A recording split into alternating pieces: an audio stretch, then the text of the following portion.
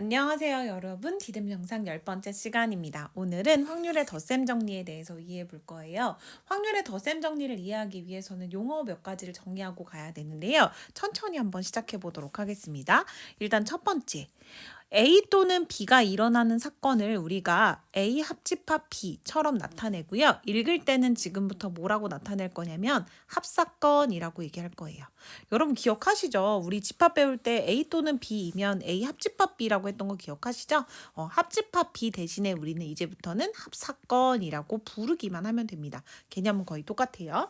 그 다음에 A와 B가 동시에 일어나는 거 우리 이렇게 교집합으로 표현했었죠? 표기는 똑같고요. 동일한 표기를 하되 지금부터 어떻게 읽을 거냐면 곱사건이라고 읽겠습니다. 곱사건 이렇게 이해해 볼게요. 그런데 가끔 어떤 경우가 생기냐면요. 원래 합집합은 기본적으로 모양이 이렇게 생겼고요. 그다음에 교집합은 기본적으로 모양이 이렇게 생겼어요. 이렇게. 그런데 A 교집합 B가 항상 존재하지는 않을 수도 있는 거죠. A 교집합 B가 이렇게 없을 수도 있어요. 이렇게 둘이 둥실둥실 떠 있을 때 서로 완전히 상관이 없을 때 다시 말하면 A와 B가 동시에 일어날 수 없고 즉 교집합이 공집합일 때 이제부터 우리는 이 두 사건 A, B를 서로 배반이라고 얘기합니다. 배반 사건이라는 걸 기억해 두겠습니다. 선생님 왜 배반 사건이 중요한가요? 왜 중요한지는 앞으로 찬찬히 이야기해 드릴 거고요. 일단 오늘은 두 사건이 동시에 일어날 수 없는 것이 배반 사건이구나 라는 것까지만 정확하게 알고 계시면 좋을 것 같아요. 그럼 한번 어떤 게 배반인지 보기를 통해서 볼 건데요. 자, 여러분이 주사위를 던진다고 가정을 해볼게요. 주사위를 딱 던져가지고 짝수의 눈이 나오는 사건을 A라고 하고 5의 약수의 눈이 나오는 사건을 B라고 하면요. 짝수 너무 뻔하죠? 2, 4, 6. 그 다음에 5의 약수 1, 5 이렇게 있습니다. 그러면 여러분한테 문제를 이렇게 줬어요. 지금부터. 짝수의 눈이 나오거나 5의 눈이 나오는 사건은 이거 나오거나이면 또는이죠. 또는이면 뭐예요? 합집합이죠. 다시 말하면 A 합사건 B 요거 구하란 얘기예요. 그러면 아까 A가 2, 4, 6, B가 1, 5였으니까 이거 구하라고 하면 1, 2, 4, 5, 6 요렇게 구하셔야 되는 게 핵심입니다. 됐죠? 그 다음에 여러분한테 만약에 A 곱사건 B를 구하라고 할 건데요.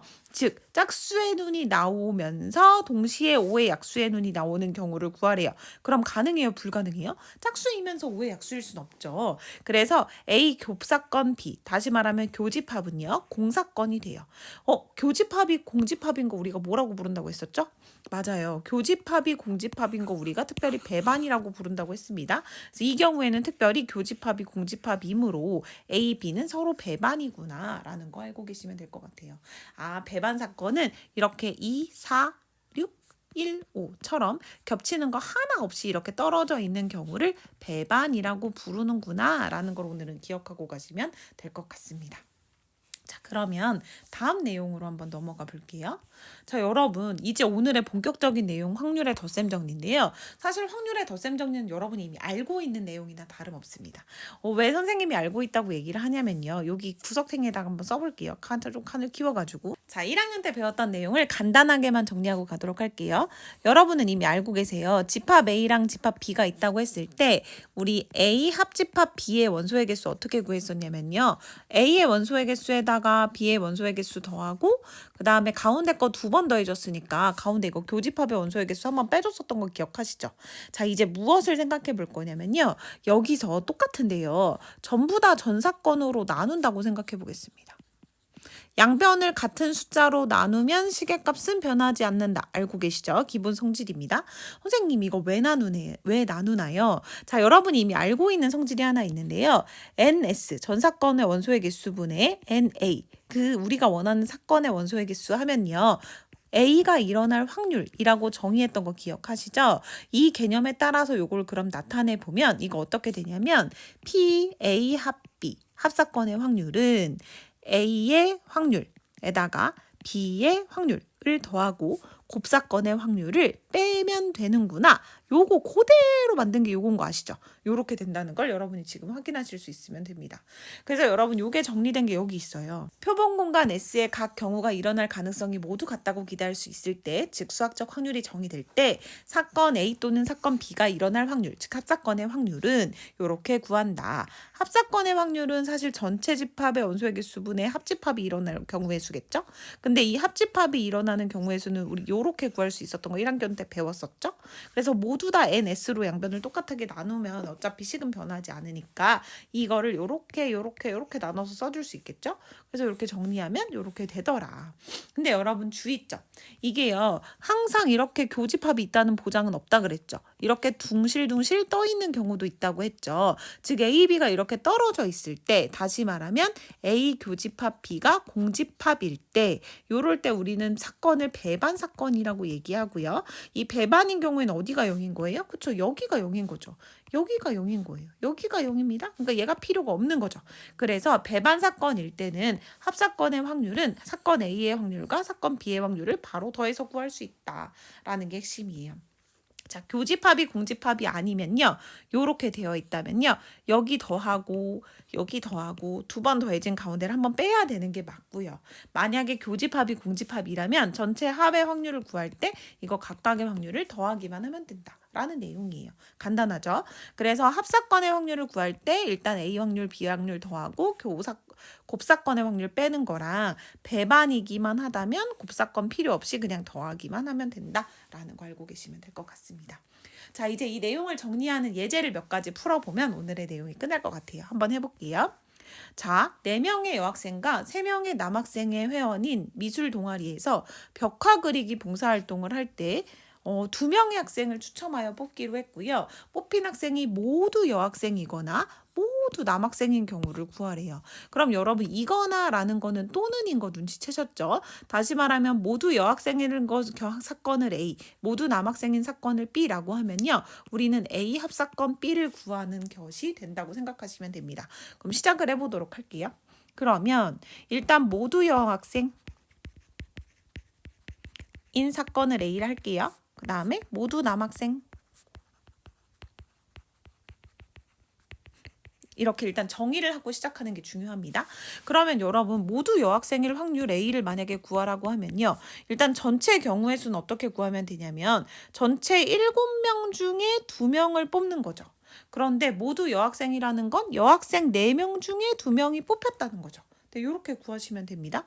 그럼 여러분 이거 어떻게 구하면 돼요? 4C는 6이고 7C는 21이니까 약분을 하면 이렇게 7분의 2 구할 수 있겠네요. 그 다음에 모두 남학생인 경우는요.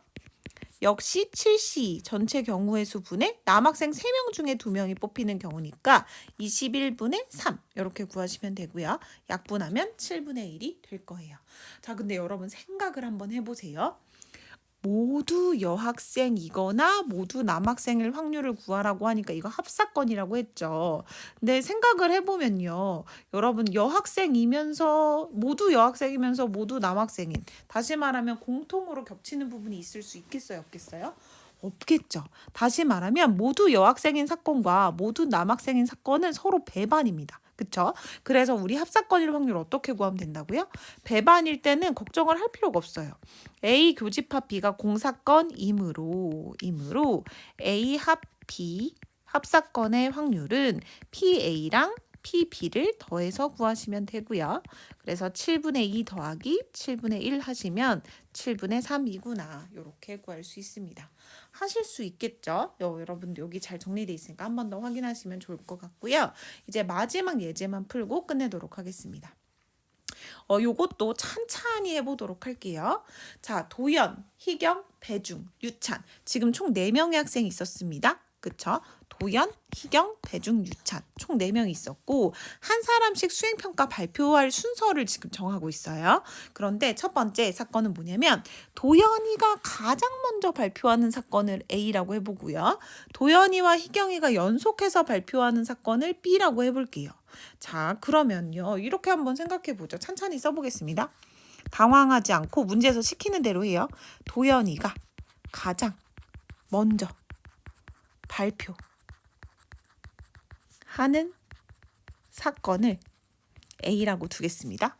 그다음에 도연이와 희경이가 연속하여 발표하는 사건을 B라고 두겠습니다. 자, 그럼 여러분 A부터 먼저 찬찬히 한번 구해보도록 하겠습니다. 그러면 여러분 지금 총 4개의 발표 자리가 있는 거나 마찬가지인 거죠. 1, 2, 3, 4. 그런데 첫 번째 사건 A는 뭐냐면요. 이 맨 앞자리 1번 자리에 무조건 도연이가 와야 된다는 거죠. 도연이가 와요. 그리고 나머지는 어떻게 오든 상관이 없는 거예요. 그러면 PA는 어떻게 구하면 되는 거냐면 전체 경우의 수가 4팩토리얼이고요. 도연이 앞자리에 무조건 와야 되니까 한 가지 경우. 그리고 뒤에는 3팩토리얼 이렇게 구하시면 되겠죠. 그래서 결론적으로는 약분하면 4분의 1이구나 이렇게 구하실 수 있으면 됩니다. 그 다음에요. 도연이와 희경이가 연속해서 발표한다는 얘기는 무슨 얘기이기도 하냐면요. 여러분 이런 느낌이라고 생각하시면 돼요. 도연이랑 희경이를 이렇게 묶어요. 이렇게 묶어요. 이렇게 묶은 다음에 배중이랑 유찬이가 뒤에 있습니다. 그러면 이거 3개를 나열하는 거라고 생각하면 되는 거죠. 그러면 어떻게 생각하면 되냐면 PB일 확률은 이렇게 구하시면 될 것 같아요. 일단 전체 경우는 원래 4명을 나열하는 경우라서 4팩인데요. 도연, 희경이를 묶으면요. 이거 하나의 묶음이라고 치고 3개 나열하는 거나 마찬가지라서 3팩인 거죠. 근데 도연이, 희경이 자리를 바꿀 수도 있으니까 2팩. 이렇게 계산하면 되는 거 맞아요? 그래서 예쁘게 약분을 하면은 아하 2분의 1이구나 라는 걸 구할 수 있습니다. 근데 여러분 안 끝났어요. 지금 우리가 원하는 건요. 여기 보시면 도연이가 가장 먼저 발표하거나 즉 A이거나 도연이와 희경이가 연속하여 발표할 확률 즉 이게 B1 합사건을 구해야 되는데요. 합사건 구하려면 우리 원래 곱사건 구해서 빼줘야 되는 거 기억하시죠? 근데 이거 2개의 곱사건이 가능하냐 불가능하냐를 생각해보면 결론부터 말하면 가능합니다. 자, 언제가 가능할까요? 자, 해볼게요, 여러분. 자, 도연이가 가장 먼저 나오면서 도연이와 희경이가 연속하려면 요런 느낌인 거예요. 요런 느낌. 자, 1, 2, 3, 4 순서가 있는데요. 이 앞에가 도연이고 두 번째가 희경이에요. 그러면 도연이가 맨 먼저 나오면서 도연이랑 희경이가 연속하는 경우가 되는 거죠. 그래서 이 곱사건의 확률은 어떻게 구할 거냐면 전체 경우의 수는 4팩토리얼일 텐데 도연이, 희경이는 이렇게 고정이에요. 나머지 2명만 자리를 정하면 돼요. 2팩 이렇게 구하시면 되겠죠. 그래서 4팩분의 2팩이기 때문에 12분의 1이구나 라는 걸 구할 수 있습니다. 그럼 여러분 끝났죠? 우리 원래 합사건의 확률 어떻게 구한다 그랬어요? 네, A일 확률에다가 B일 확률을 더하고 거기서 곱사건의 확률 빼기로 했었던 거 기억하시죠? 그래서 정리하면 여기서도 이렇게 4분의 1, 2분의 1, 12분의 1 각각 구했고 그래서 결국 합사건일 확률은 각각의 확률에 곱사건일 확률 빼니까 이렇게 계산할 수 있다. 이렇게 정리가 될 겁니다. 여러분 하실 수 있겠죠? 수업 시간에 다양한 예시를 통해서 또 공부해봐요. 수고하셨어요. 안녕.